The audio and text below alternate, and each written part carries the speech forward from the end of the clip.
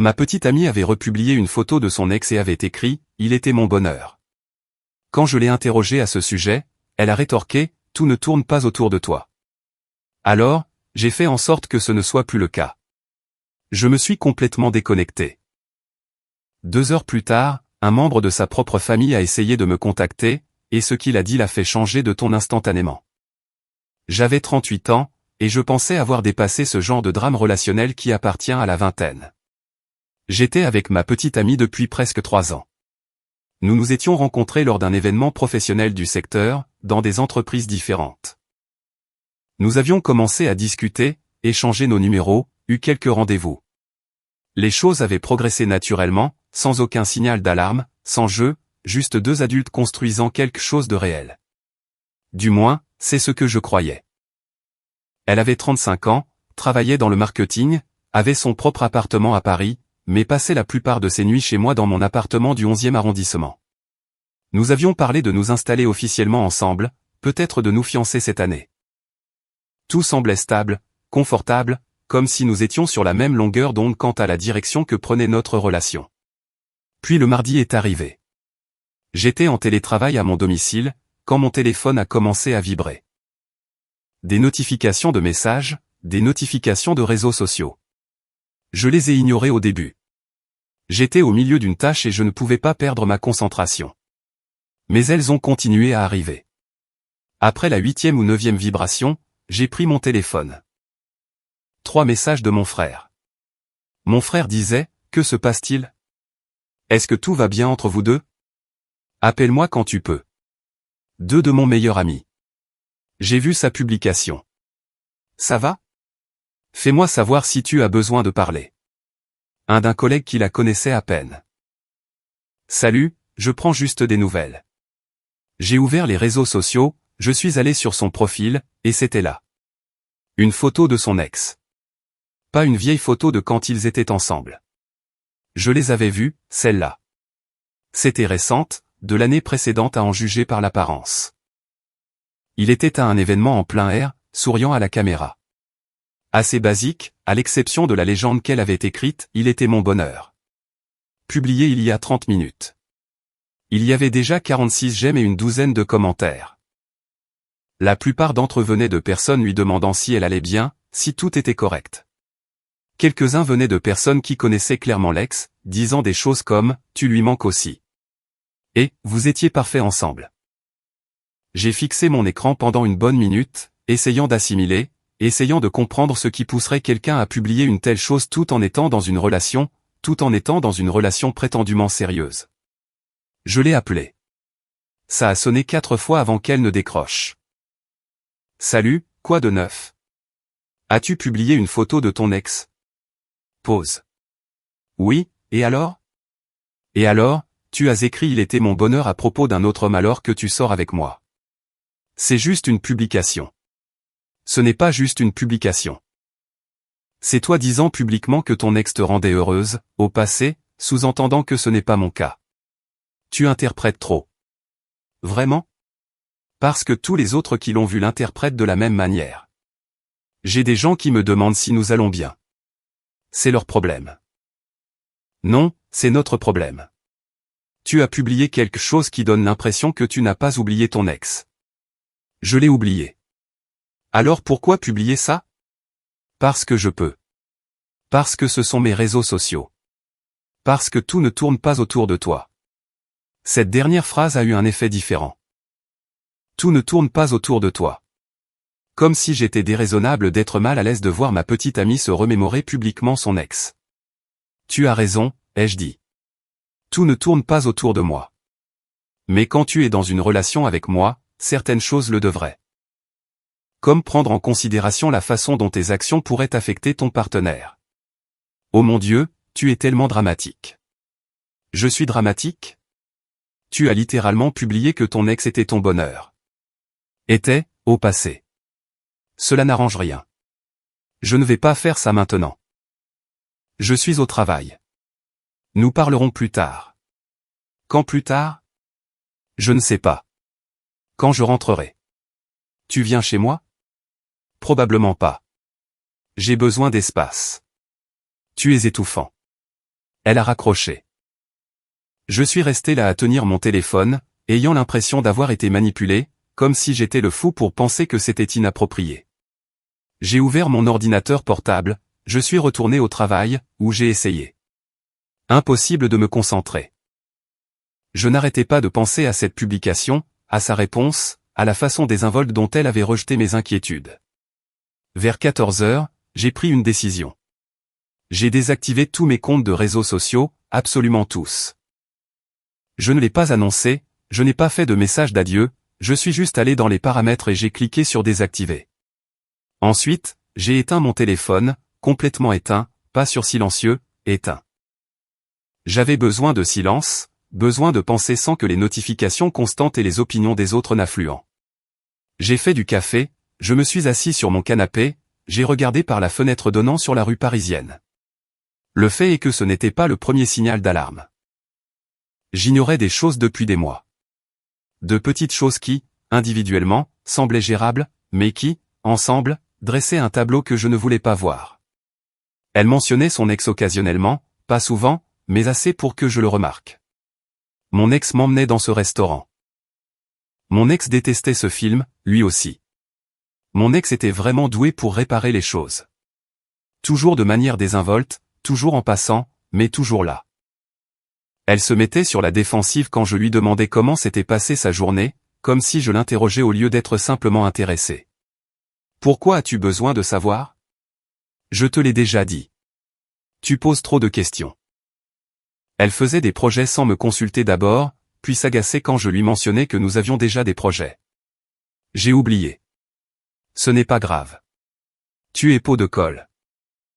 Et cette histoire de réseaux sociaux, elle publiait des citations énigmatiques, des paroles de chansons tristes, des déclarations vagues sur le fait d'être incomprise ou non appréciée. Quand je lui demandais si tout allait bien, elle disait oui.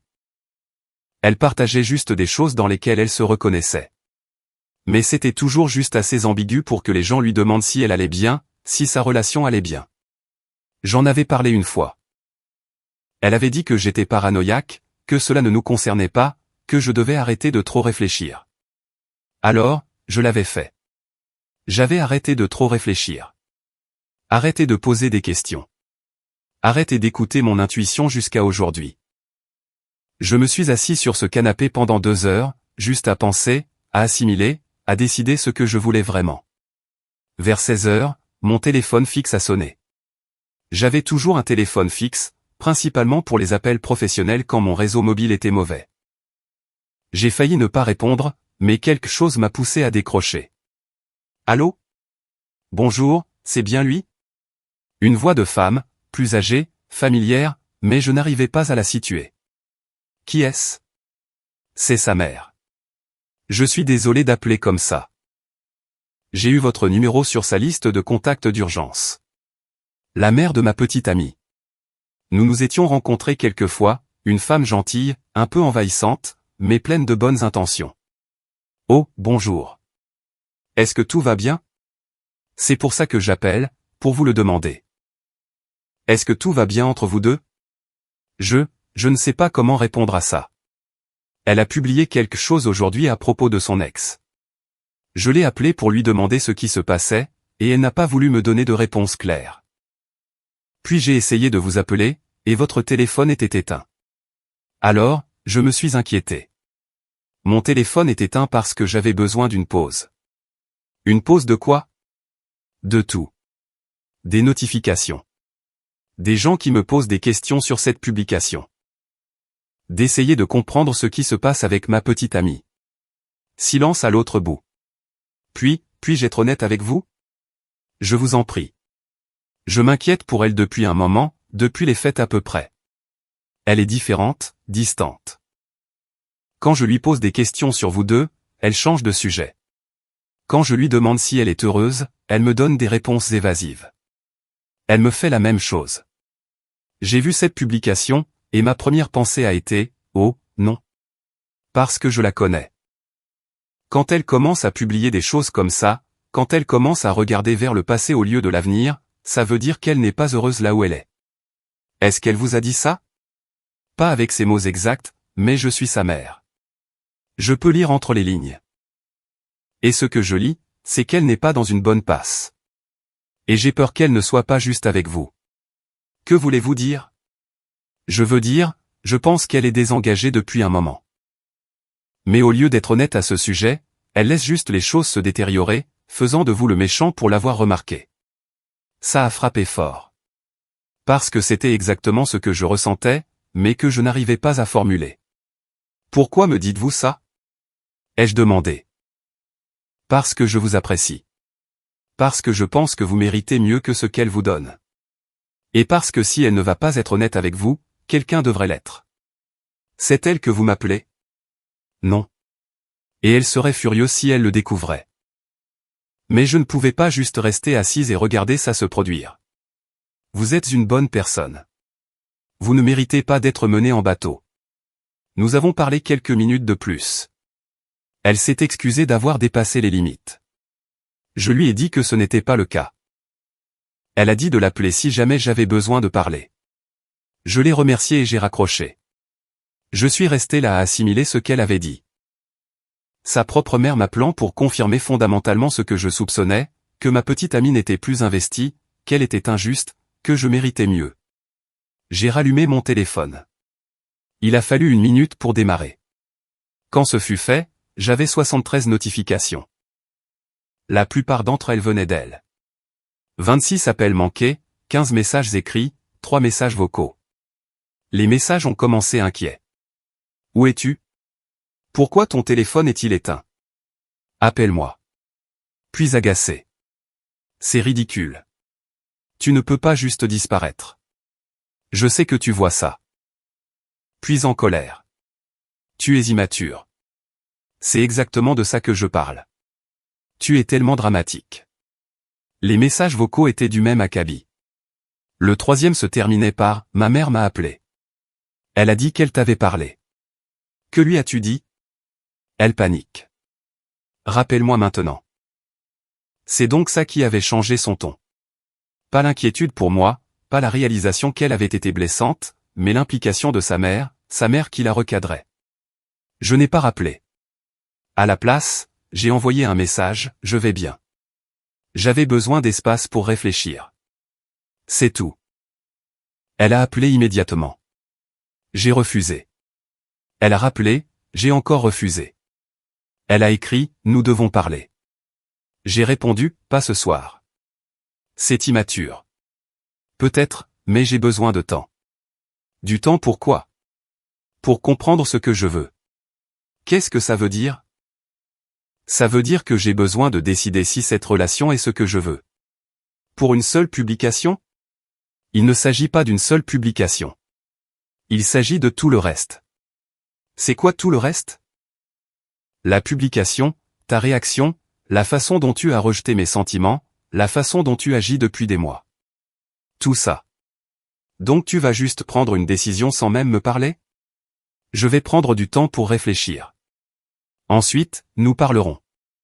C'est n'importe quoi. Peut-être, mais c'est là où nous en sommes. J'ai mis mon téléphone sur silencieux, je ne l'ai pas éteint. J'avais retenu la leçon sur le silence radio complet, mais je n'allais plus interagir ce soir-là.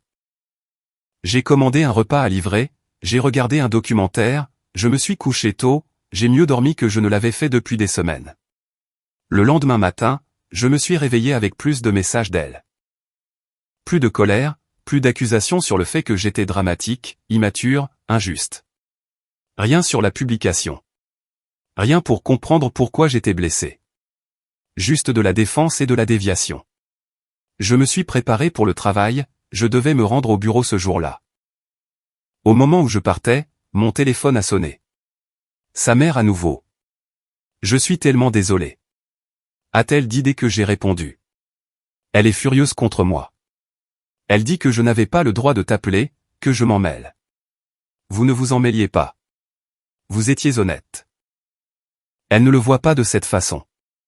Elle ne me parle plus. Je suis désolé que vous soyez coincé au milieu de tout ça. Ne le soyez pas. J'ai dit ce que j'ai dit parce que ça devait être dit. Je voulais juste vous prévenir. Elle est vraiment contrariée. Elle pourrait se présenter chez vous. Merci pour l'avertissement. Et pour ce que ça vaut, je pensais ce que j'ai dit hier. Vous méritez mieux que ça. Nous avons raccroché. Je suis allé au travail en métro en pensant à tout, à la relation, à savoir si elle était sauvable, à savoir si je voulais même la sauver. À l'heure du déjeuner, j'avais pris ma décision. Je lui ai envoyé un message, nous devons parler. Ce soir. Chez moi. 19 h. Elle a répondu immédiatement. Enfin, j'y serai. J'ai passé le reste de la journée à préparer ce que je voulais dire. Pas un script, je n'ai jamais été doué pour ça, mais un plan. Les points clés que je devais aborder. Elle est arrivée à 18h45, est entrée avec la clé que je lui avais donnée. J'étais dans la cuisine en train de préparer du café. Salut. A-t-elle dit. Salut. Alors, on va parler de la façon dont tu agis? Ce n'est pas le sujet de cette conversation. Alors de quoi s'agit-il? Il s'agit de nous et de savoir si ça fonctionne. Elle a croisé les bras. À cause d'une publication sur les réseaux sociaux? À cause de beaucoup de choses. La publication n'était que la goutte d'eau. Je ne m'excuserai pas pour cette publication. Je ne te le demande pas. Je te dis que ça m'a blessé. Et ta réponse à ma blessure a été de me dire que j'étais dramatique. C'est un problème. Tu étais dramatique. Tu vois, c'est exactement de ça que je parle. Je te dis que quelque chose m'a blessé, et au lieu de le reconnaître, tu invalides mes sentiments. Je n'ai rien invalidé. Je pense juste que tu réagis de manière excessive. Tu t'entends? C'est la définition de l'invalidation. Tu me dis que mes sentiments sont faux. Tes sentiments ne sont pas faux, mais ta réaction l'est. Ma réaction a été de t'appeler et d'exprimer que j'étais mal à l'aise. Ce n'est pas réagir de manière excessive. C'est communiquer. Tu as éteint ton téléphone pendant des heures. Après que tu m'aies dit que tout ne tournait pas autour de moi et que j'étais étouffant. Oui, j'avais besoin d'espace après ça. Je ne le pensais pas comme ça. Comment le pensais-tu? Elle n'avait pas de réponse. J'ai continué, ta mère m'a appelé hier. Son visage a changé. Je sais. Elle n'en avait pas le droit. Elle s'inquiétait pour toi, pour nous. Elle dépassait les bornes. Elle m'a dit que tu étais différente, distante. Que quand elle te demande si tu es heureuse, tu ne lui donnes pas de réponse claire. C'est entre elle et moi. Sauf que non, parce que ça nous affecte. Si tu n'es pas heureuse, je dois le savoir. Si tu as décroché, je dois le savoir. Je ne peux pas régler des problèmes dont j'ignore l'existence. Qui a dit que je n'étais pas heureuse? L'es-tu? Pause. Longue pause. Je ne sais pas, a-t-elle finalement dit. Tu ne sais pas? Non, je ne sais pas. Depuis combien de temps ne le sais-tu pas? Quelques mois. Et tu n'as pas pensé à me le dire? J'essayais de le comprendre par moi-même. En publiant sur ton ex? En étant distante? En cherchant la confrontation? Je ne cherchais pas la confrontation. Tu es sur la défensive depuis des mois. Chaque fois que je te demande quoi que ce soit, tu agis comme si je t'attaquais. Parce que tu poses trop de questions. Parce que tu ne donnes pas d'informations de toi-même. Je me retrouve à essayer de reconstituer ce qui t'arrive parce que tu refuses tout simplement de me le dire. Elle a baissé les yeux. Je ne sais pas ce que tu veux que je dise. Je veux que tu sois honnête. As-tu oublié ton ex? Oui. Alors pourquoi publier ça? Parce que je me sentais nostalgique. Parce que nous avons passé de bons moments. Parce que j'ai le droit de me souvenir de mon passé. C'est vrai, mais tu es dans une relation avec moi maintenant. Et publier que ton ex te manque, parce que c'est ce que cette publication disait, que tu veuilles l'admettre ou non, c'est irrespectueux envers ce que nous avons. Je n'ai pas dit qu'il me manquait. Il était mon bonheur implique fortement qu'il n'est plus ton bonheur, mais que quelqu'un d'autre l'est. Sauf que tu n'as pas précisé qui est ce quelqu'un d'autre. Tu as juste laissé ça ambigu. Donc tous ceux qui le lisent pensent qu'il te manque. Je me fiche de ce que tout le monde pense. Te soucies-tu de ce que je pense? Elle m'a regardé, m'a vraiment regardé, et j'ai vu quelque chose dans ses yeux. De la culpabilité, peut-être, ou des regrets, ou juste de l'épuisement. Oui. A-t-elle dit doucement. Alors pourquoi m'as-tu traité comme si j'étais le problème? Parce que c'est plus facile. Plus facile que quoi? Que d'admettre que je ne sais plus ce que je veux. C'était là. La vérité. Enfin. Alors que veux-tu? Ai-je demandé. Je ne sais pas. Ce n'est pas juste envers moi. Je ne peux pas être avec quelqu'un qui ne sait pas s'il veut être avec moi. Je ne dis pas que je ne veux pas être avec toi. Tu ne dis pas que tu le veux non plus. Elle s'est assise sur le canapé, a mis sa tête dans ses mains. Je suis confuse. À propos de quoi? À propos de tout. De nous. De ma vie. D'où je vais. Et tu penses que ton ex est la réponse? Non. Peut-être. Je ne sais pas. Quand je suis avec toi, je me sens en sécurité, à l'aise. Mais parfois je me demande si c'est suffisant. Tu te demandes si l'amour et la stabilité sont suffisants. Ne le dis pas comme ça. Comment devrais-je le dire? Je ne sais pas. Avec moins de jugement. Je ne te juge pas. J'essaie de comprendre. Tu me dis que la sécurité et le confort ne te suffisent pas. Que tu veux autre chose. Qu'est-ce que c'est? De l'excitation. De la passion. Quelque chose qui semble vivant. Et nous n'avons pas ça? Nous l'avions. Au début. Mais maintenant, c'est juste de la routine. Les relations deviennent une routine. C'est normal. C'est ce qui arrive quand on construit une vie avec quelqu'un. Mais si je ne veux pas de routine? Alors tu ne veux pas de moi. Elle a levé les yeux.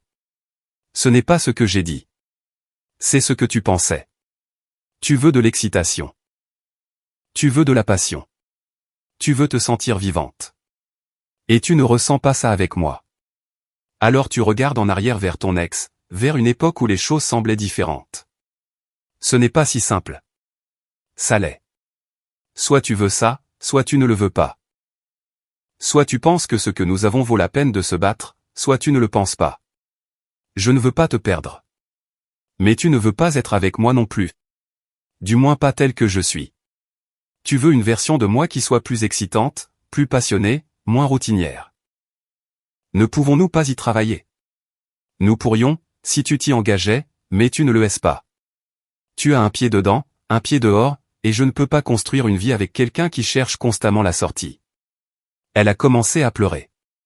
Je ne sais pas quoi faire. Moi oui. Elle m'a regardé, attendant.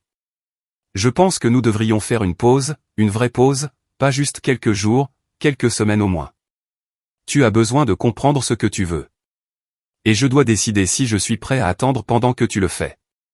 Alors, tu romps avec moi? Je nous donne de l'espace. Si tu décides que tu veux ça, que tu veux vraiment ça, nous pourrons réessayer. Mais je ne vais pas rester assis à être ton filet de sécurité pendant que tu cherches à savoir si quelqu'un d'autre pourrait être plus excitant. Ce n'est pas ce que je fais. Vraiment? Tu as publié sur ton ex. Tu as été distante. Tu as admis que tu ne sais pas si je suis suffisant. Qu'est-ce que je suis censé penser d'autre? Elle n'a pas répondu. J'ai besoin que tu partes, ai-je dit. Prends ce dont tu as besoin. Laisse ta clé. Et prends tout le temps dont tu as besoin pour comprendre ça. Elle s'est levée lentement. Et allée dans la chambre. J'ai entendu des tiroirs s'ouvrir. Je l'ai entendu s'activer. Elle est revenue 10 minutes plus tard avec un sac. Elle a posé sa clé sur le comptoir de la cuisine. Je suis désolé, a-t-elle dit. Moi aussi. Elle est partie. J'ai verrouillé la porte derrière elle. Je suis allé au canapé. Je me suis assis dans le silence. Mon téléphone a vibré quelques minutes plus tard. Elle. Je ne veux pas te perdre. Je n'ai pas répondu. Un autre message. S'il te plaît, n'abandonne pas notre couple. J'ai éteint mon téléphone. Les jours suivants ont été étranges, calmes. Je suis allé au travail, je suis rentré, j'ai préparé des repas simples, j'ai regardé la télévision, je me suis couché. Une routine normale. Mais sans le courant sous-jacent de tension avec lequel je vivais depuis des mois. Sa mère m'a appelé le vendredi. J'ai entendu ce qui s'est passé. Est-ce que ça va? Oui, je pense. Elle est dans tous ses états. J'imagine. Mais je pense que vous avez pris la bonne décision. Elle a besoin de comprendre ce qu'elle veut, et vous méritez quelqu'un qui est sûr de vous. Merci. Son père et moi avons essayé de lui parler. Elle refuse d'écouter. Elle insiste sur le fait qu'elle n'a rien fait de mal, que vous avez réagi de manière excessive. C'est son droit de penser ça. Pensez-vous avoir réagi de manière excessive? Non. Je pense que j'ai enfin réagi de manière appropriée après des mois de sous-réaction. Bien. Tenez bon. Ne la laissez pas vous culpabiliser pour que vous la repreniez avant qu'elle n'ait réellement changé. Nous avons parlé quelques minutes de plus. Elle s'est encore excusée de s'en être mêlée. Je lui ai répété que j'appréciais cela. Une semaine après le début de la pause, ma petite amie a envoyé un message. Pouvons-nous parler? J'ai répondu, pas encore. Quand? Quand je serai prêt. Ce n'est pas juste. C'est la limite dont j'ai besoin. Tu me manques. Tu me manques aussi. Mais ça ne change rien.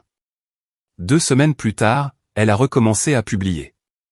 Des citations vagues, des paroles tristes, des photos avec des légendes sur la croissance et la guérison. J'avais réactivé mes réseaux sociaux, mais je ne la suivais plus. Des amis m'ont parlé des publications. Un ami a envoyé, elle joue vraiment la carte de la victime. Je n'ai pas répondu. Un autre, elle donne l'impression que tu l'as abandonnée. Je n'ai toujours pas répondu. J'avais appris quelque chose au cours de ces 2 semaines.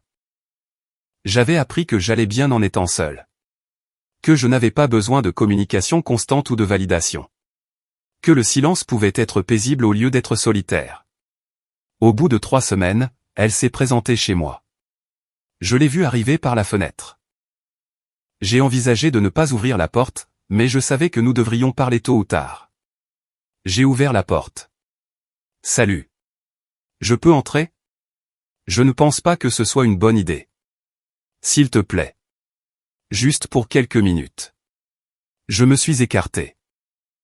Elle est entrée, s'est tenue dans le salon avec l'air mal à l'aise. J'ai réfléchi, a-t-elle dit. D'accord.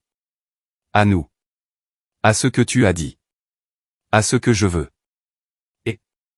Et je pense que j'ai fait une erreur. Je pense que j'ai eu peur. Peur de me contenter. Peur de rater quelque chose. Peur d'être ennuyeuse. D'accord. Mais ces 3 dernières semaines, j'ai été très malheureuse. Tu me manques. Nous me manquons. Ce que nous avions me manque. Nous ne pouvons pas retourner à ce que nous avions. Ça ne marchait pas. Je sais. Mais nous pourrions construire quelque chose de mieux. Vraiment? Oui. Je pourrais être meilleur. Je pourrais communiquer davantage. Je pourrais arrêter d'être sur la défensive. Je pourrais faire de toi une priorité. Le pourrais-tu ou le ferais-tu? Il y a une différence. Je le ferai. Je le promets. Tu as déjà fait des promesses. Je sais, mais cette fois je le pense. Tu le pensais avant, aussi. Du moins je le croyais. Elle s'est assise. Que veux-tu que je dise? Que veux-tu que je fasse? Je veux que tu sois honnête, vraiment honnête, pas juste dire ce que tu penses que je veux entendre. As-tu oublié ton ex? Oui. Complètement? Oui. Alors pourquoi as-tu publié ça? Et ne dis pas que c'était juste de la nostalgie. Il y a 100 façons d'être nostalgique sans déclarer publiquement que quelqu'un a été ton bonheur alors que tu es dans une relation. Elle a baissé les yeux. J'étais en colère contre toi. Pourquoi? Pour être si stable, si sûr, si imperturbable par rapport à tout. Je voulais que tu ressentes ce que je ressentais. C'est-à-dire? Incertaine, peu sûre de moi, inquiète que tu sois trop à l'aise, que tu ne t'en soucies pas assez pour te battre. Alors, tu as publié sur ton ex pour me rendre conscient? Pas jaloux, juste conscient. Conscient que j'ai des options, que je ne suis pas coincé. C'est de la manipulation. Je sais. Je suis désolé.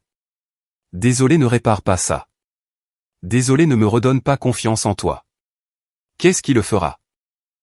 Je ne sais pas. Le temps, peut-être. La constance. La preuve que tu veux vraiment ça et que tu n'as pas juste peur d'être seul. Je veux ça. Tu dis ça maintenant, mais dans 1 mois? Dans 6 mois? Que se passera-t-il la prochaine fois que tu auras peur ou que tu t'ennuieras ou que tu commenceras à te demander s'il n'y a pas quelque chose de plus excitant ailleurs? Ça n'arrivera pas. Tu ne peux pas garantir ça. Personne ne peut rien garantir. Exactement. C'est pourquoi j'ai besoin d'être avec quelqu'un qui est prêt à me choisir même quand c'est incertain. Même quand c'est ennuyeux. Même quand c'est de la routine. Peux-tu faire ça? Elle est restée silencieuse pendant un long moment. Puis, je ne sais pas. Au moins tu es honnête. Je veux dire oui. Je veux être cette personne, mais je ne sais pas si je le peux. Alors nous avons notre réponse. Alors, c'est tout? Nous avons fini? Je crois bien. Elle a commencé à pleurer. Je ne veux pas te perdre. C'est déjà fait. Quand tu as choisi de me blesser au lieu de me parler. Quand tu as choisi de jouer à des jeux au lieu d'être honnête. Je peux pardonner beaucoup de choses, mais je ne peux pas construire une vie avec quelqu'un qui utilise mes sentiments comme une arme. Je ne le ferai plus. Tu ne le fais peut-être pas exprès. Mais si tu ne sais pas ce que tu veux, tu finiras par le faire quand même. Tu m'en voudras de ne pas être assez excitant. Ou tu nous saboteras parce que tu as peur de l'engagement. Ou tu continueras à regarder en arrière en te demandant et si. Alors, tu as juste décidé que c'était fini. J'ai décidé que je méritais mieux. Et toi aussi. Tu mérites de découvrir ce que tu veux réellement sans te sentir obligé envers quelqu'un. Et je mérite d'être avec quelqu'un qui est sûr de moi. Elle s'est levée. J'aurais aimé que tu te battes pour ça. Je me suis battu, pendant 3 ans, mais je ne peux pas me battre seul. Elle a marché jusqu'à la porte, s'est arrêtée. Et si je le découvre? Et si dans 6 mois ou 1 an, je sais avec certitude ce que je veux? Alors peut-être que nous parlerons. Mais je ne vais pas attendre que ça arrive. J'avance. Elle a hoché la tête, et parti. J'ai fermé la porte. C'était il y a 1 mois. Je n'ai pas eu de ses nouvelles depuis. J'ai entendu par des amis qu'elle voyait des gens. Rien de sérieux, juste sortir, rencontrer des personnes, essayer de comprendre ce qu'elle veut. Sa mère m'envoie un message de temps en temps, pour prendre des nouvelles, me dire que j'ai fait le bon choix, dire qu'elle espère que sa fille va comprendre les choses, mais que je ne devrais pas attendre après ça. Je n'attends pas. J'ai été occupé. J'ai commencé un nouveau projet au travail. Je me suis remis au vélo avec le Vélib dans Paris. J'ai renoué avec des amis que j'avais négligés. J'ai commencé une thérapie. Pas parce que je suis brisé, mais parce que je voulais comprendre pourquoi j'avais accepté si peu pendant si longtemps. Mon thérapeute m'a demandé la semaine dernière ce que j'avais appris de tout ça. Que le confort n'est pas ennuyeux. Que la stabilité n'est pas se contenter de peu. Que quelqu'un qui vous fait remettre en question votre valeur n'est pas quelqu'un qui mérite d'être dans votre vie. Et que je préfère être seul plutôt que d'être avec quelqu'un qui me considère comme un plan de secours. J'avais 38 ans. J'avais une belle vie, un bon travail, de bons amis. Je n'avais pas besoin de quelqu'un qui ne savait pas si j'étais suffisant. J'avais besoin de quelqu'un qui savait que j'étais plus cassé. Qui me choisissait sans hésitation. Qui n'avait pas besoin de publier sur son ex pour se sentir important. Je trouverais cette personne, ou pas. Quoi qu'il en soit, j'allais bien. Commentaire, je voulais partager avec vous ce qui m'a profondément marqué. Savoir reconnaître sa propre valeur reste l'une des bases les plus solides dans la vie. Poser ses limites avec respect est un véritable acte d'amour envers soi. Il est essentiel d'être bienveillant d'abord envers soi-même, avant de l'être envers les autres. Prendre la responsabilité de son bonheur demande du courage, mais apporte une grande liberté. La guérison commence vraiment le jour où l'on décide de choisir la paix intérieure. Vous méritez d'être avec quelqu'un qui vous choisit sans hésitation et qui respecte vos sentiments. Ne craignez pas de prendre du recul quand quelque chose ne vous apporte plus la sérénité. Avec du temps et de la patience, on apprend à reconstruire une vie plus calme et plus épanouie. Je crois sincèrement que chacun de nous possède la force nécessaire pour avancer vers ce qui nous fait du bien. Si vous avez aimé, n'oubliez pas de laisser un commentaire et de soutenir la chaîne en vous abonnant. À bientôt pour les prochaines stories.